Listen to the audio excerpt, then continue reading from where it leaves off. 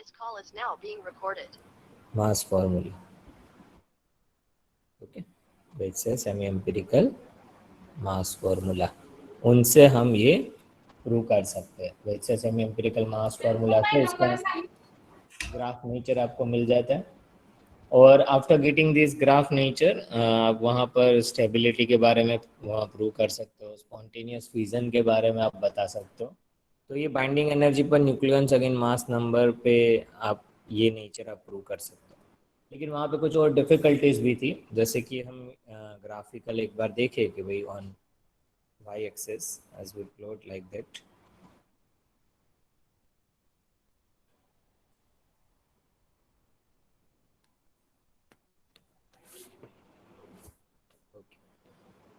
Sir Tarun को add करना. हाँ, 1 मिनट.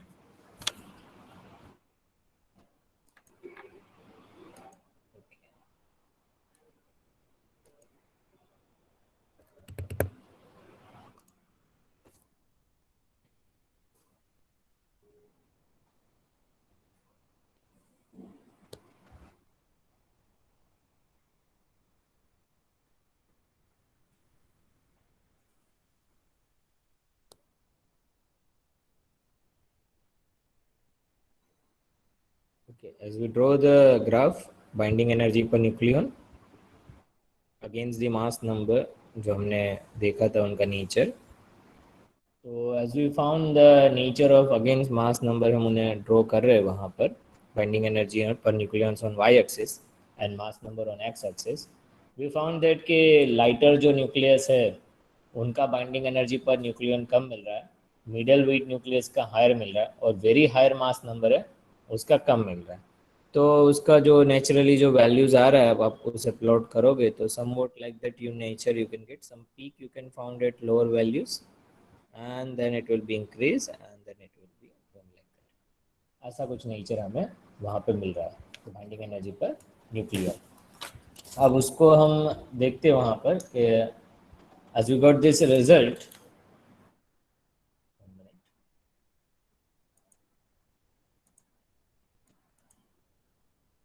सही है.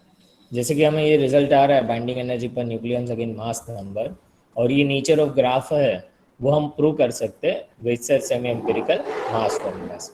लेकिन वहाँ पर एक हिंड्रेंस आ रहा है कि लिक्विड ड्रॉप मॉडल से कहीं न्यूक्लियस, जो बहुत सारे ऐसे न्यूक्लियस है जिसके न्यूट्रॉन और प्रोटॉन के कोई वैल्यूज ऐसे फिक्स वैल्यूज है, वहाँ पे उनकी हाईएस्ट बाइंडिंग एनर्जी मिल रहा है. जैसे कि हम हीलियम ले लेते हैं, फॉर सिंपल एक एग्जांपल लेते हैं हीलियम के लिए.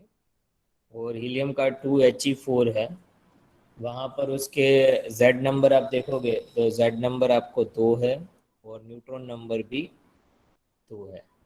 तो ये एलिमेंट की बाइंडिंग एनर्जी पर न्यूक्लियॉन नियर बाय जो उसके एलिमेंट्स है उससे ज़्यादा मिल रहा है. बाइंडिंग एनर्जी पर nucleon is very high. Okay, तो उनका कुछ रीज़न लिक्विड ड्रॉप मॉडल से पता नहीं चल रहा था कि भाई ऐसा क्यों. हीलियम है, ऐसा ऑक्सीजन है, फिर दूसरे एलिमेंट्स है वहाँ पर, और दूसरे हायर नंबर्स के है. जैसे वो एलिमेंट्स है तो वहाँ पे देखने में आ रहा था कि कुछ रीज़न है कि इनकी binding energy per nucleons near by nucleons है और नियर बाय जो न्यूक्लियर की वैल्यूज़ है उससे ज़्यादा है. तो वहाँ पर हाई बाइंडिंग एनर्जी मिल रहा था. In the if the number of neutrons and protons वैसे वहाँ पे फाइंड किया गया, तो न्यूट्रॉन प्रोटॉन्स के नंबर हम लिख लेते हैं, तो उनके बेस पे हाई बाइंडिंग एनर्जी मिल रहा है. तो द नंबर ऑफ न्यूट्रॉन्स और protons, the number of neutrons or protons which has a value, okay, number of neutrons or protons which has a value, कितने उनके नियर आर इक्वल टू, और उसकी value लिखो या r equal to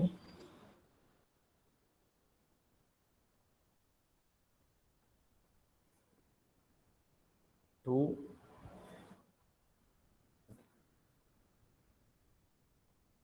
Okay, number of neutrons or protons are equal to 2, 4, 8, 20, 50, 82, and 126।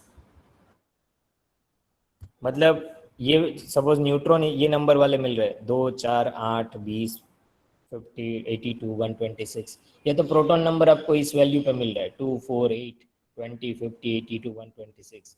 जैसे कि हम कह सकते हैं कि 2 नंबर ऑफ प्रोटॉन्स वाला हम कि हीलियम है, 4 नंबर वाले प्रोटॉन्स वाले, 8 वाला ऑक्सीजन है, 20 वाला नियोन 10, और उनके बाद जो भी 20 50 82 एंड 126। ओके, जिनके प्रोटॉन नंबर ये नंबर आ रहे हैं या तो न्यूट्रॉन नंबर ये आ रहे हैं, तो उनकी बाइंडिंग एनर्जी पर न्यूक्लियन या तो बाइंडिंग एनर्जी हाई मिल रही है।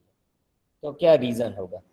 ये तो लिक्विड ड्रॉप मॉडल से कंसेप्ट में नहीं पता चल रहा था। वैसे सेमी एम्पिरिकल मास फॉर्मूला नीचे प्रूव कर देता है, और उनसे आप आइसोबारिक फैमिली, स्पॉन्टेनियस फ्यूजन, या तो आपको मास नंबर कांस्टेंट है तो जेड नंबर फाइंड कर सकते हो। उनकी बहुत सारी अदर एप्लीकेशंस आ गए, बट ये वहाँ पर सोल्व आउट नहीं हो रहा था। The people who are working in this field, तो उन्हें ये क्वेश्चन हुआ था कि ये नंबर्स जो है उसमें ये आंसर्स नहीं मिल रहे using the liquid drop model. Okay, तो क्या किया जाए कि उससे हमें ये आंसर्स मिल सके, और ये नंबर्स को जाना जाता है जिसके न्यूट्रॉन नंबर और proton number are equal to this values. तो ये सभी नंबर्स को जाना जाता है मैजिक नंबर से। किससे जाना जाता है? Magic numbers. Okay, that all are magic numbers. Okay, which has highest binding energy. और ये मैजिक नंबर है कि भाई ये नंबरों में क्यों बाइंडिंग एनर्जी ज़्यादा आ रही है, आसपास की न्यूक्लियस है उसकी तो कम आ रही है। तो फिर people got very surprised and they try to found physicists and chemists and all the people who are working in this area। वो देख रहे हैं कि भाई ऐसा क्यों, रीज़न क्या है। तो उन्होंने कहीं सोचा कि चलो भाई हमें सेल मॉडल अप्लाई कर दें। ओके, तो फर्स्ट सेल मॉडल का कंसेप्ट, अभी ये सेल मॉडल जैसे कि अभी मैं लिक्विड ड्रॉप मॉडल, ये हमारा टाइटल है shell model. Liquid drop model में हमने सब डिस्कस किया था, और ये वैल्यूज मैजिक नंबर कहा जाता है। तब मैंने बताया था कि which has the highest binding energy और that can be solve using the shell model. तो अब उसके पीछे क्या थियोरी होगी, क्या कंसेप्ट होंगे कि जिस इसकी बाइंडिंग एनर्जी हायर आ रही है। तो वहाँ पर लोगों ने सोचा कि द possibilities are there, and due to the reason, वो रीज़न ऐसे फाइंड कर रहे थे कि भाई हमारा जैसे इलेक्ट्रॉनिक सेल है।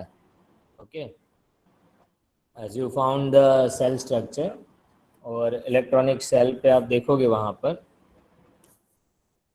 सर अमित को ऐड कर। 1 मिनट।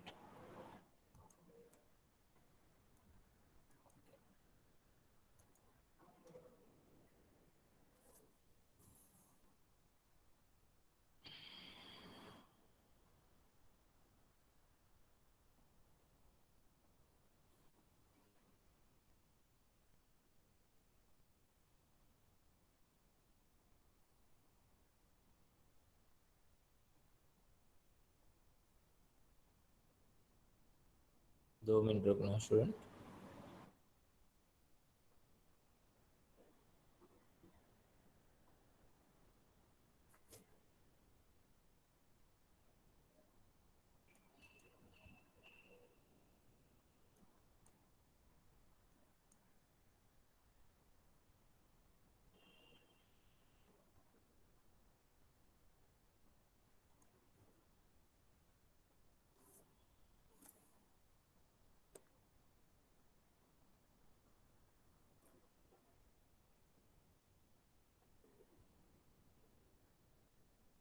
ओके, तो पीपल वहाँ पर ये क्वेश्चन हुआ कि ये मैजिक नंबर की हाईएस्ट बाइंडिंग एनर्जी क्यों आ रहा है, तो what are the reason behind that. तो वो रीज़न फाइंड करने के लिए उन्होंने पहले देखा कि electronic shell model, okay, atomic shell model जो है वही वहाँ पर उन पहला डिस्कशन में लिया। एटॉमिक में जैसे एटम्स है, और हम उन्हें कहे एटम स्ट्रक्चर जो है वो आप देखोगे एटम स्ट्रक्चर, तो वहाँ पर आप सेल का कंसेप्ट एटम स्ट्रक्चर में मिलता है कि न्यूक्लियस एट द सेंटर। फिर आप कहते हो कि पहला सेल रहता है, the first shell is a K shell. फिर एक सेकंड सेल रहता है, ठीक है, इसमें आप कहते हो एल सेल। फिर M shell, N shell, shell structure. तो सेल स्ट्रक्चर जो है वो एटम स्ट्रक्चर से हमें थोड़ा वहाँ पे इंफॉर्मेशन मिल रहा है कि वहाँ पे किस तरह से उनका कंसेप्ट इलेक्ट्रॉनिक किस तरह इलेक्ट्रॉन्स कैसे डिस्ट्रीब्यूट होते हैं सेल में।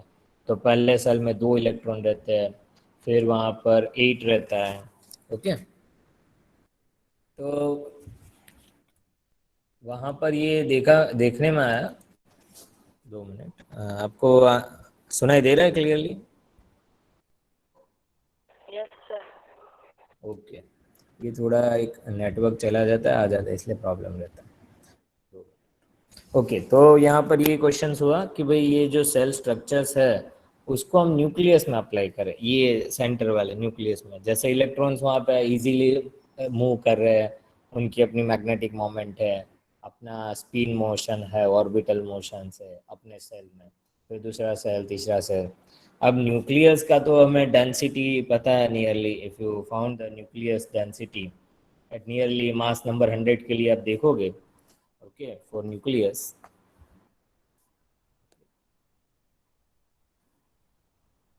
सर विरल बोल रहा है, ऐड करो विरल को। विरल को ऐड करना है? हाँ यार, लेट आते तो मैं क्या करूँ यार, 11:30 तो हुए। वो मुझे मैसेज कर रहा था।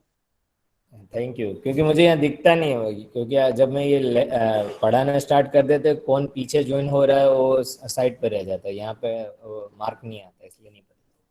थैंक यू बहुत।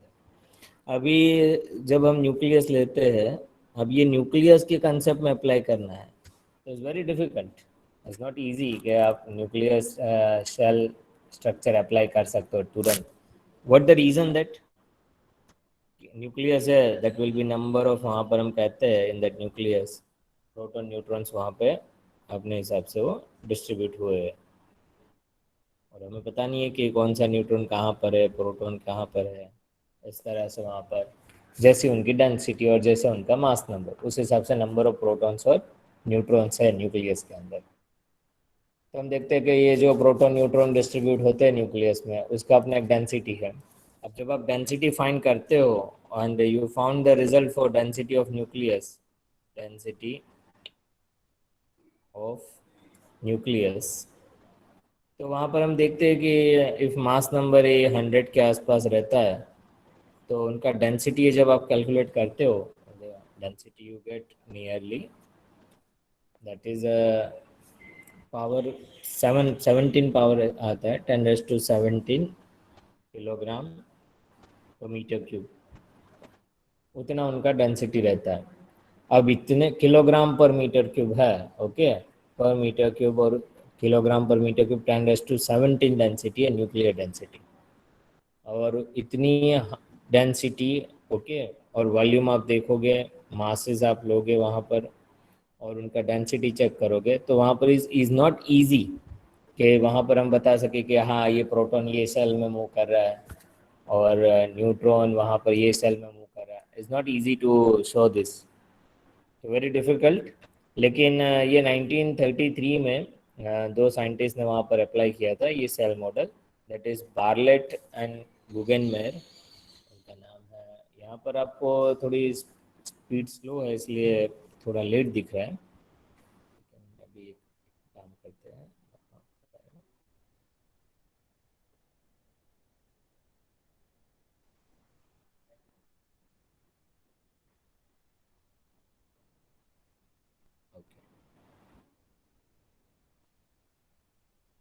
ओके, तो ये कंसेप्ट से हमें सेल मॉडल की ओर अप्लाई करना है। तो जो फर्स्ट साइंटिस्ट अप्लाई किया था 1933 में, वो है बार्लेट एंड गुगेनमेयर। ये दोनों ने वहाँ पर, बार्लेट एंड, उनका स्पेलिंग है गुगेनमेयर।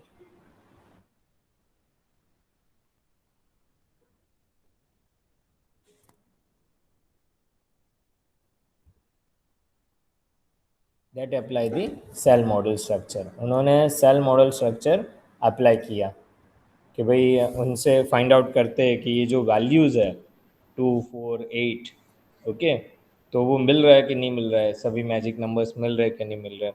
तो उन्होंने सेल मॉडल स्ट्रक्चर किया, अप्लाई किया, वहाँ पर क्वांटम नंबर और क्वांटम मैकेनिक्स अप्लाई किया, एंड वहाँ पर वो पोलिस प्रिंसिपल भी आप अप्लाई कर सकते हो। पोली प्रिंसिपल हम एक्सक्लूसिव प्रिंसिपल जो अप्लाई करते हैं पर्टिकुलर एनर्जी लेवल पे कितने नंबर ऑफ प्रोटॉन्स न्यूट्रॉन्स है। तो he apply some quantum mechanics and found the magic numbers. उनको जो मैजिक नंबर्स के वैल्यू मिल रहे थे वो 3 वैल्यू ही मिल रहे थे। मैजिक नंबर्स वैल्यू जो मिल रहे थे वो 2, 4, 8 3 वैल्यू तक ही उन्हें आंसर मिल रहा था। तो ही फाउंड कन्फ्यूजन कि भाई ये 3 वैल्यू है, उनके आगे तो ये प्रूव करना डिफ़िकल्ट उन्होंने देखा। ओके, न्यूट्रॉन्स और प्रोटॉन्स के वैल्यू वहाँ पर 3 तक वो प्रूव कर पाए थे। और फिर से वहाँ पर कई सालों तक ज़्यादातर डिस्कशन नहीं हुआ, मैजिक नंबर्स फेलियर मानने में आ रहा था और प्रोग्रेस नहीं दिख रहा था अप टू द 1948। फिर 1948 के बाद वहाँ पर जो थे साइंटिस्ट 1948 में फिर से ये डिस्कशन स्टार्ट किया गया कि भाई ये रीज़न से हम आंसर फाइंड कर सकते हैं। 3 मैजिक नंबर तो प्रूव हो गए थे 1933 तक, लेकिन 1948 में जो साइंटिस्ट थे मेरिया जी मेयर, उन्होंने इस पर फिर से वर्कआउट किया और देखा कि क्या हमें उनके रिजल्ट्स मिल रहे हैं। और इंडिपेंडेंटली और कई सारे पीपल स्टार्ट आउट कर रहे थे, दैट इज़। और वहाँ पे साइंटिस्ट थे हैक्सल, सुएस, जेनसन, और उन सब ने वहाँ पे इनपुट दिया इसी सेल मॉडल को लेके, जो बार्लेट ने थोड़ा सक्सेस मिला था उनको। तो नियरली 1949 पे ये स्टार्टअप के कर दिया था उन पे ही फिर से स्टडी करना। तो वहाँ पे देखा गया कि ये जो रिजल्ट्स मिल रहे हैं और पॉलिश एक्सक्लूजन प्रिंसिपल वहाँ पर अप्लाई किया फिर से, और डेप्थ पे वहाँ पर डिस्कशन स्टार्ट किया, दूसरे दूसरे मॉडल, पोटेंशियल मॉडल वहाँ पर अप्लाई करके he found the values for the shell model के बाकी जो मैजिक नंबर्स थे वो भी प्रूव किए गए। तो many inputs are given up to the current era. वहाँ पर सेल मॉडल तो 1949 से वहाँ पर दिया, और उनका और आप हिस्ट्री देखोगे तो बहुत सारे मॉडल्स वहाँ पर अप्लाई करके उन्होंने देखा था कि अलग अलग potential well, potential model, then separate model, collective model सब अप्लाई करके उन्होंने देखा कि मैजिक नंबर्स प्रूव हो रहे सेल मॉडल में। तो ये थोड़ा उनका इंट्रोडक्शन है कि भाई सेल मॉडल का कंसेप्ट कैसे आया, कैसे अप्लाई करना है, पोटेंशियल वेल वहाँ पर हमें अप्लाई करना होगा, फिर उसके एनर्जी लेवल्स और वहाँ पर एनर्जी लेवल्स डिस्ट्रीब्यूशंस देखना है कि किस तरह से एन और एल का वैल्यू क्वांटम मैकेनिक्स जब हम अप्लाई करते हैं तो principal quantum number, orbital quantum number, तो किस तरह से वहाँ पर हम उन्हें प्लेस कर सकते हैं। अब न्यूक्लियस में अप्लाई करना वेरी डिफ़िकल्ट। जैसे हम इलेक्ट्रॉन्स को शेल में कंसीडर करते हैं, 2 इलेक्ट्रॉन, फिर 8, 8, 18, 36, उनको आप अप्लाई कर सकते हो, और वो भी आपने अबव प्रिंसिपल इलेक्ट्रॉनिक कॉन्फ़िगरेशंस आप अप्लाई करते हो, n = 1, n = 2, 1s, 2s, 3s, उस तरह से 1s, 2s, 2p, 3s, 3p, 4s, उस तरह से हम अबव प्रिंसिपल अप्लाई करते हैं। कहाँ पर? इलेक्ट्रॉन सेल स्ट्रक्चर में।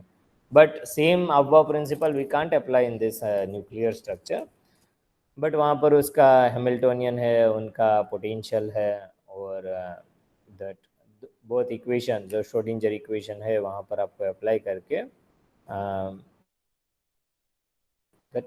you get some good result। Okay, जैसे कि इलेक्ट्रॉन में भी ये सेल मॉडल कैसे अप्लाई किया गया था वो भी आपको थोड़ा उनका पता ही होगा कि उनका जो वहाँ पर सेल है, कौन से सेल्स है जिसमें इलेक्ट्रॉन स्ट्रक्चर वेरी बाउंडेड रहते हैं?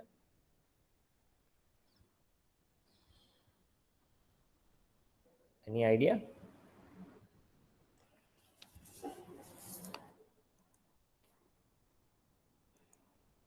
क्या सर? हाँ, मतलब जैसे हम इलेक्ट्रॉन्स की बात करते हैं तो इलेक्ट्रॉन्स में ऐसे कौन से नंबर ऑफ जो भी एलिमेंट्स हम कहते हैं जो ज़्यादा स्टेबल है, आपने कौन सेल से का एलिमेंट्स है, पूछा? कौन से एलिमेंट्स है, केमिकल एलिमेंट्स जो बे ज़्यादा स्टेबल है, उस पे इलेक्ट्रॉन स्टेबल ज़्यादा है? बे 8-18 कार्बन। कार्बन। हाँ, 2, 8, 18 जो फील्ड सेल रहते हैं वो ज़्यादा है। वो कौन सा हम उन्हें कहते हैं, वो मैजिक नंबर फैमिली को क्या कहते हैं? निष्क्रिय वायु हम्म? निष्क्रिय वायु noble gases. Noble gases, good. तो नोबल गैसेस के कौन कौन से एलिमेंट है? Helium, neon, argon, krypton, xenon, radon. क्या बात है, देखो विरल को याद आ गया। Helium, neon, argon, krypton, xenon and radon, उनके सभी इलेक्ट्रॉन्स सेल जो है, जो जितने भी इलेक्ट्रॉन्स है वो फिल्ड सेल है, कोई भी वैलेंस इलेक्ट्रॉन नहीं है। तो जब उसको आप आयोनाइजेशन पोटेंशियल देखोगे, उसकी आयोनाइजेशन एनर्जी कैलकुलेट करते हो, तो यहाँ पर उसकी एक ग्राफ हम ड्रॉ करें तो थोड़ा इलेक्ट्रॉनिक स्ट्रक्चर से ही आपको फिर न्यूक्लियस के बारे में थोड़ा आइडिया आ जाएगा। तो as we plot the graph for that, जैसे कि आयोनाइजेशन एनर्जी है, ओके, आयोनाइजेशन एनर्जी वर्सेस आप एटॉमिक नंबर प्लॉट करते हो उनका graph. If you see the graph here, ionization energy versus ionization energy, okay, that is on y axis, and atomic number x axis पे ले लीजिए।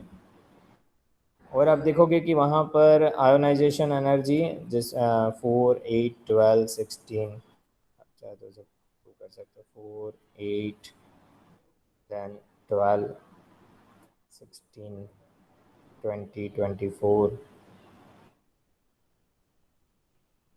20, then 30, 24, 4 का difference लेके आप वहाँ पे लिख लीजिए, दैट इज 28, 32 एंड 36, ओके। तो जब उसे उसका आप ग्राफ देखोगे आयोनाइजेशन एनर्जी कहाँ कहाँ पे कैसी वैल्यूज आ रही है, तो सभी एलिमेंट्स की आयोनाइजेशन एनर्जी आप कैलकुलेट करके उन्हें प्लॉट करोगे। आयोनाइजेशन एनर्जी क्या होता है? What is ionization energy?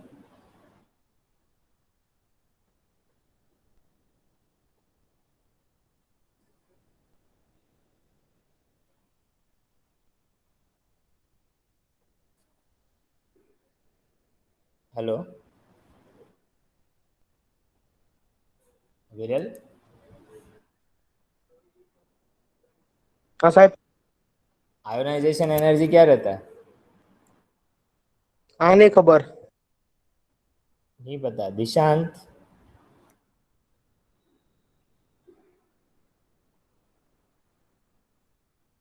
नकुम? Yes sir. Ionisation energy क्या होता है?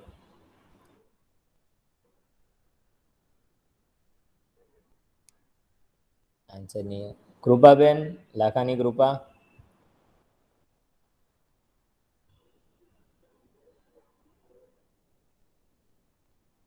Any one from you?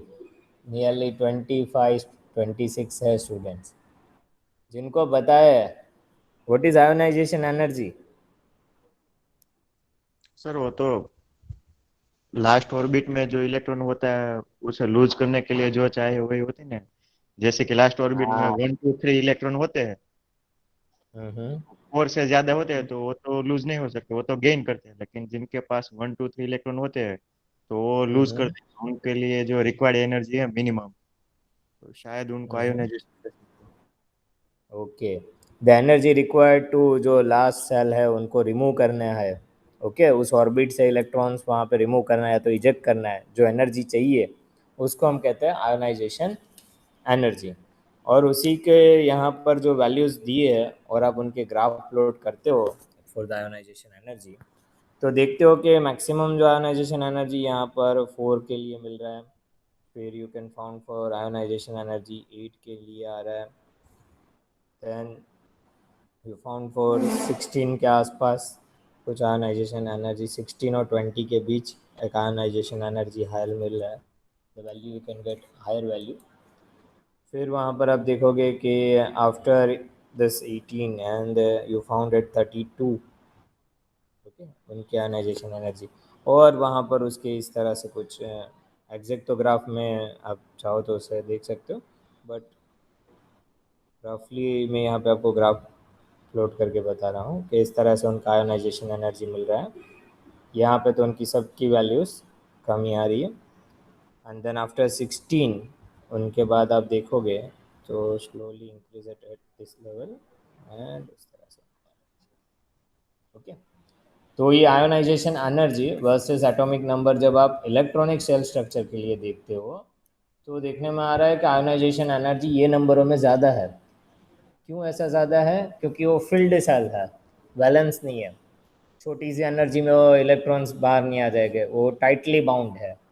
Okay, और जो टाइटली बाउंड इलेक्ट्रॉन्स नहीं है उसकी आयोनाइजेशन एनर्जी कम होती है। तो एक वहाँ पर वो अप्लाई किया था the shell model structure, that is for हम एलिमेंट्स इलेक्ट्रॉन के लिए बात करते हैं। और आप जब उसके रेडियस भी देखते हो तो radius is also you can found higher for that values also, जहाँ पर उनकी फिक्स्ड सेल है उसके लिए। तो वो ही कंसेप्ट लेके अभी हमें यहाँ पर न्यूक्लियस में लगाना है। तो अभी न्यूक्लियस में हम उसका एविडेंस क्या है कि हम सेल मॉडल अप्लाई कर सकते हैं। तो एक तो एविडेंस ये है कि जब आप ग्राफ देखते हो binding energy per nucleons again mass number, ये ग्राफ जब आप देखते हो फर्स्ट एविडेंस यहाँ से मिलता है कि ये नंबरों में बाइंडिंग एनर्जी ज़्यादा मिल रहा है। एक तो फर्स्ट एविडेंस ये है। फिर सेकंड एविडेंस पीपल फाउंड कि उनकी स्टेबिलिटी जब देखते हो, ओके, हाई नेचुरल एबंडेंस, तो अर्थ क्रस्ट में भी नेचुरल एबंडेंस उनका ज़्यादा मिल रहा है ये नंबरों की वैल्यू में, 2, 4, 8, 20, 50, 82, 126, जिसके प्रोटॉन नंबर, तो उनका एबंडेंस भी ज़्यादा है कंपेयर टू द अदर। तो एक यहाँ पर वो एक कंसेप्ट है कि उनका जैसे हम लिखे कि भाई सेल मॉडल में उसके, तो यहाँ से हम टॉपिक देखते हैं उनका नाम, तो उसकी एविडेंसेस क्या है, evidences for that led to the cell model, that led to the cell model.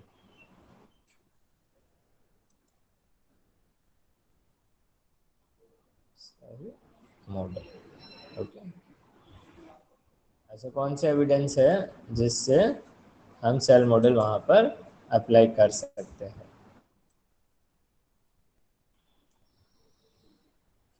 तो फर्स्ट एविडेंस तो आप ग्राफ से ही कह सकते हो। द फर्स्ट एविडेंस जो है that you can given using the graph, वहाँ पर binding energy per nucleons again mass number जो है वहाँ पर इस मैजिक नंबर्स में बाइंडिंग एनर्जी जो मिल रहा है वो हाई मिल रहा है, ये फर्स्ट एविडेंस है। सेकंड एविडेंस आप देखते हो वहाँ पर, if you go for second evidence, तो हम कह सकते हैं अबंडेंस जो है अर्थ क्रस्ट में, उसका अबंडेंस जो रहता है वो भी हायर रहता है। जो अबंडेंस है, abundance in percentage, okay, that is also high for magic numbers. एक तो वो आप कंसेप्ट देख सकते हो।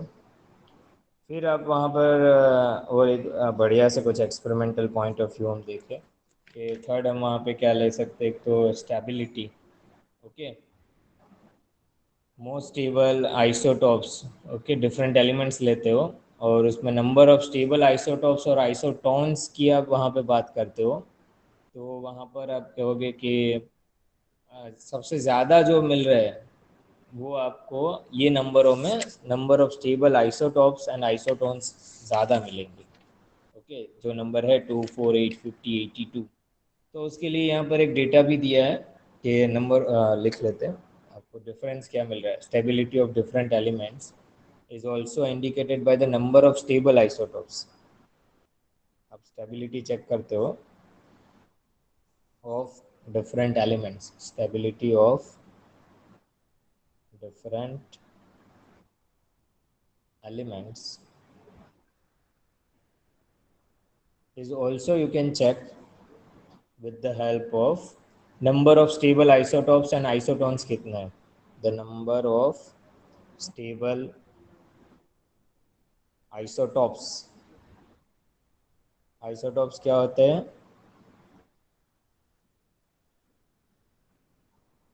और आइसोटोन्स, ओके, आइसोटॉप्स मतलब वहाँ पर that z number will be same, H12, H13, H11, that will be the isotopes।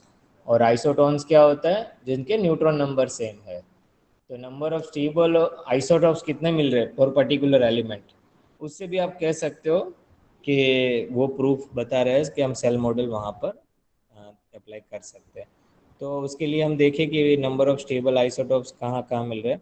तो एक एग्जांपल याद, स्ट्रोंशियम दिया है, स्ट्रोंशियम 50, उनके आप आइसोटॉप्स देखोगे तो 10 stable isotopes you can found, 10 stable isotope, okay, for the strontium material, 10 stable isotopes you can found for that.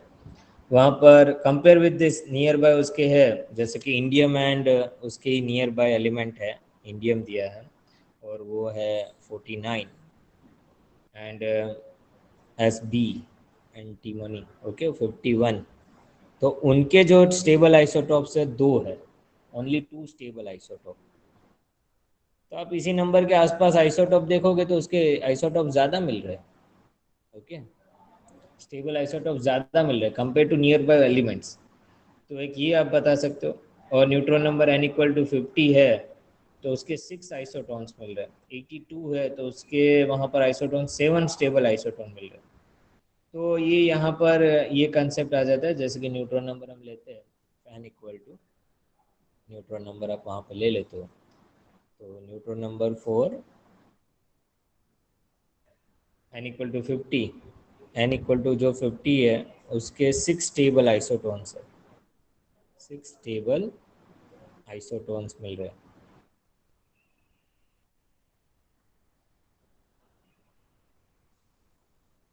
और n इक्वल टू 82 जो नंबर है, जहाँ पर न्यूट्रॉन नंबर 82 जिसमें मिल रहा है उसके 7 स्टेबल आइसोटॉन्स मिल रहे हैं, ओके, 7 स्टेबल आइसोटॉन्स वहाँ पे फाउंड हो रहे हैं। अब यही एवरेज नंबर इवन n है, उसके मोस्टली आप एवरेज नंबर ऑफ आइसोटॉन्स देखोगे तो 3 आ रहे हैं, लेकिन ये नंबरों में आइसोटॉन्स ज़्यादा मिल रहे हैं।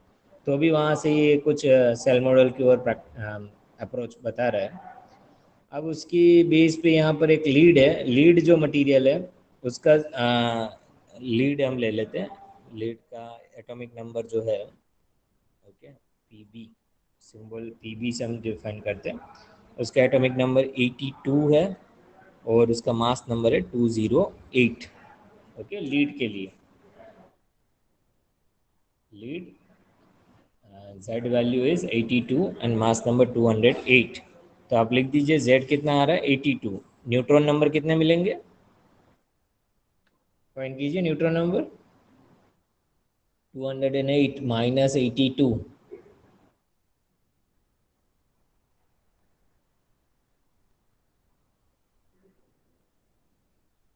What is the value of n?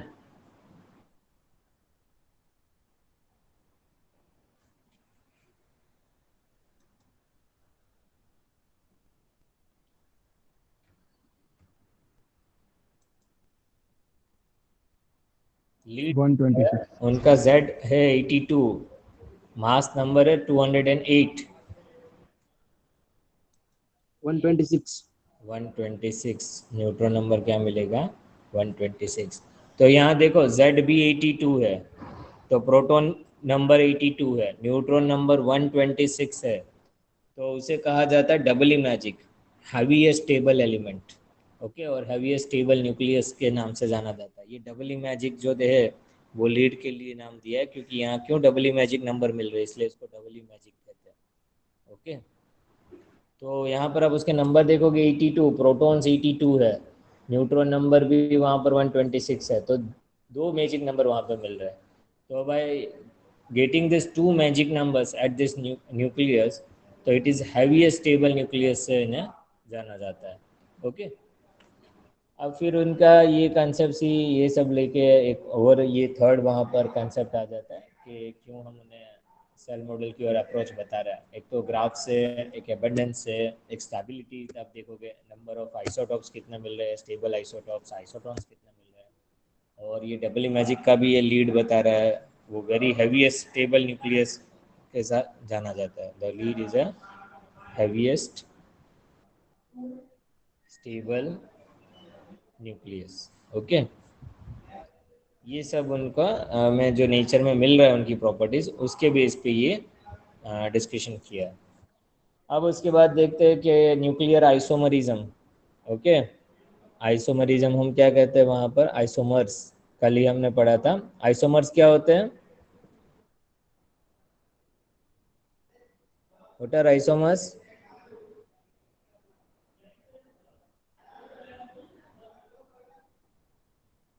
same nuclei, different energy state. Repeat. Nuclei same, different energy state different होती है. हाँ, nuclei same and different energy step. तो आप फोर्थ वहाँ पे बता सकते हो कि आइसोमरिज्म जो रहता है वो आप फाइंड करिए फॉर दिस न्यूक्लियस. आइसोमर्स कितने हैं और न्यूक्लियर आइसोमरिज्म क्या है इनके लिए. Isomerism for nucleus. ओके. तो जब आप उन्हें प्लॉट करोगे एन और जेड, तो nuclear isomerism you can found for the value of okay near by. आप देखोगे वहाँ पर तो उनका ग्राफ प्लॉटिंग करते हो वहाँ पर, तो you get the sharp break वहाँ पर एट दिस नंबर. ओके. तो वहाँ पर आपको आइसोमरिज्म डिसअपियर हो जा रहा है when a shell is completely filled. वहाँ पे आइसोमर्स नहीं मिल रहा है, लेकिन आसपास के जो एलिमेंट्स है उसमें आइसोमर्स मिल रहे हैं. तो उनका एक ग्राफ दिया है, अभी उसको मैं थोड़ा सा एलाबरेट थोड़ा हम प्लॉट कर लेते हैं, ज़्यादा उसमें टाइम नहीं दे रहे. कि आप मास नंबर वर्सेस देखोगे ए वर्सेस जेड और एन की वैल्यू लेते हो.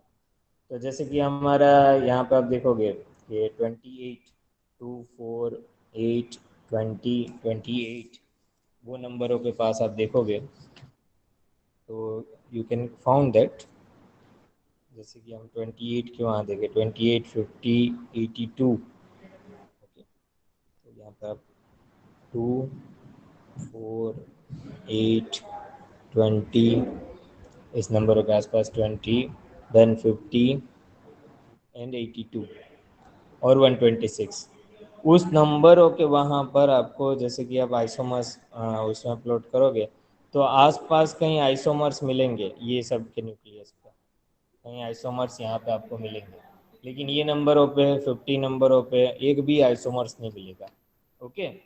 तो आइसोमर्स वहाँ पर क्या हो जाता है, डिसअपियर हो जाता है. क्यों डिसअपियरेंस हो रहा है? क्योंकि सेल इज कम्प्लीटली फिल्ड. यहाँ पर ये सेल फिल्ड है. अब न्यूक्लियस के अंदर ये एज्यूम करना वेरी डिफिकल्ट, बट ये रिजल्ट से आप बता सकते हो कि ये जो नियरली 50 के आसपास है वहाँ पर आपको थोड़े आइसोमर्स मिलेंगे.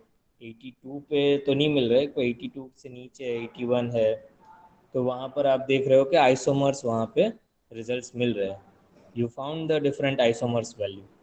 तो ये फोर्थ और कंसेप्ट है. आइसोमरिज्म से भी आप कह सकते हो कि सेल स्ट्रक्चर की और अप्रोच बता रहा है ये. अभी और एक वहाँ पर कंसेप्ट है, एक एक्सपेरिमेंटल आप ये रिजल्ट आइसोमर्स के ले सकते हो. फिफ्थ वहाँ पर दिया है न्यूट्रॉन कैप्चर. न्यूट्रॉन आप उस पर बॉम्बार्ड कराओ ओके न्यूक्लियस की ओर, और देखो कि उसकी न्यूट्रॉन कैप्चर वहाँ पर किस में ज़्यादा हो रहा है. तो आप बता सकते हो कि कहाँ ज़्यादा होगा कहाँ कम होगा न्यूट्रॉन कैप्चर.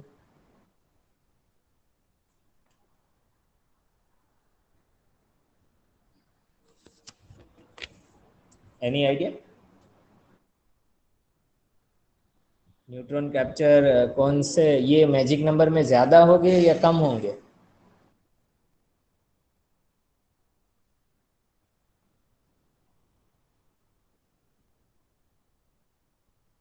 Hello,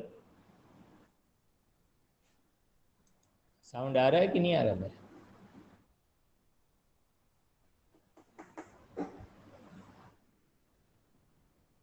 hello. हाँ, ये न्यूट्रॉन कैप्चर सेल मॉडल के जो मैजिक नंबर्स है, मैजिक नंबर्स उसमें न्यूट्रॉन कैप्चर ज़्यादा होंगे या कम होंगे? What's your idea?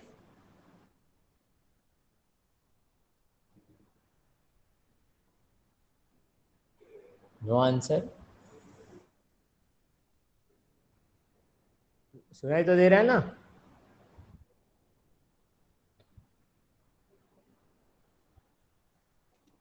हेलो. हाँ तो आंसर यस सर. बताइए. ज़्यादा होंगे या कम होंगे? सही गलत तो कुछ बताओ. मे बी दो में कम से एक होंगे. आंसर है. हाँ, कम होंगे. कम होंगे. आपका आंसर कम है. चलो अब एक दूसरे से पूछते हैं. किसे पूछे? दिव्या बहन. जी सर, शायद हाँ, कम हो, पता शायद नहीं। कम. ओके, जो भी है गलत सही. हरेश. हरेश वो शायद ज्वाइन करके सो गया लगता है, ऐसा लग रहा है. आधे सो गए तो नहीं हो ना भाई, लेक्चर्स में ऐसे दिख तो नहीं रहे हो, कहीं तो नाश्ता करते होंगे अभी, कहीं चाय पी रहे होंगे। निहाल,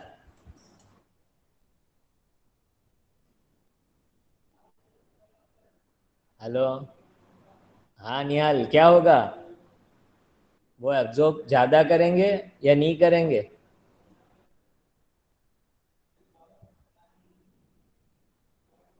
काजल बेन, यस सर। हाँ क्या होगा आंसर?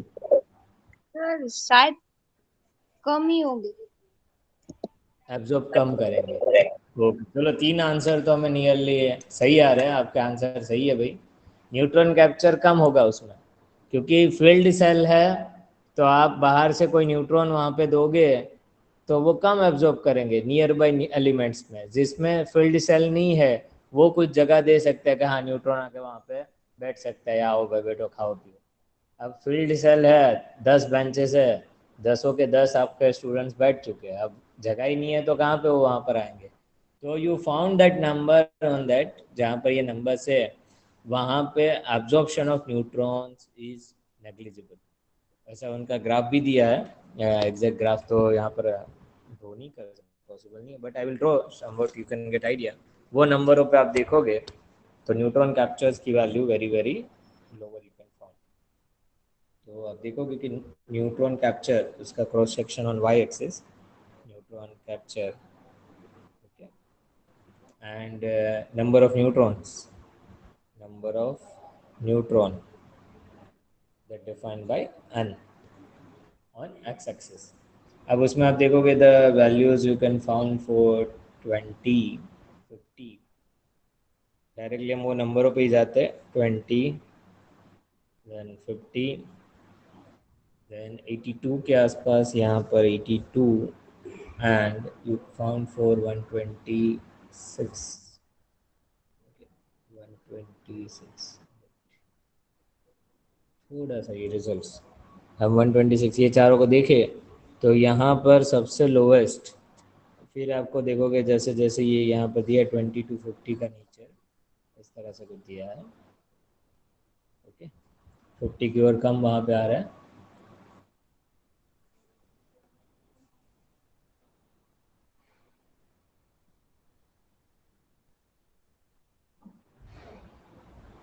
इस तरह से उनका रिजल्ट दिया है।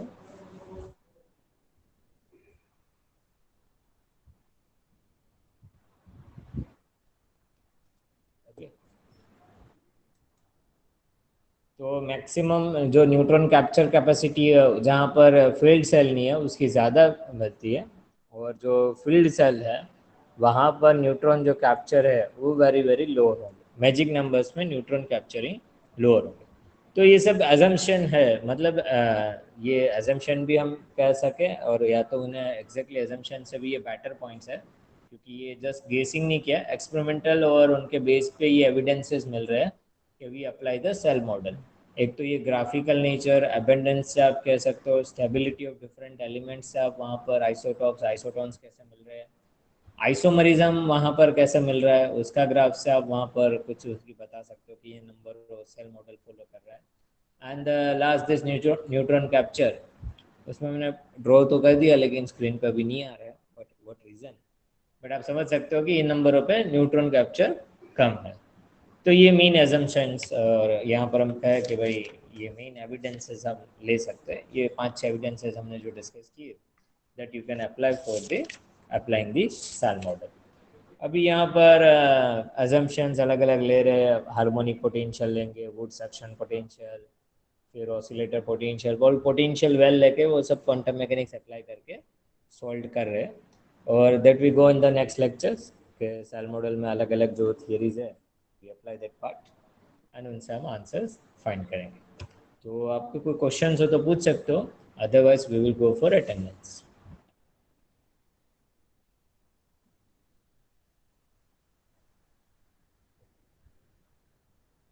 Any questions?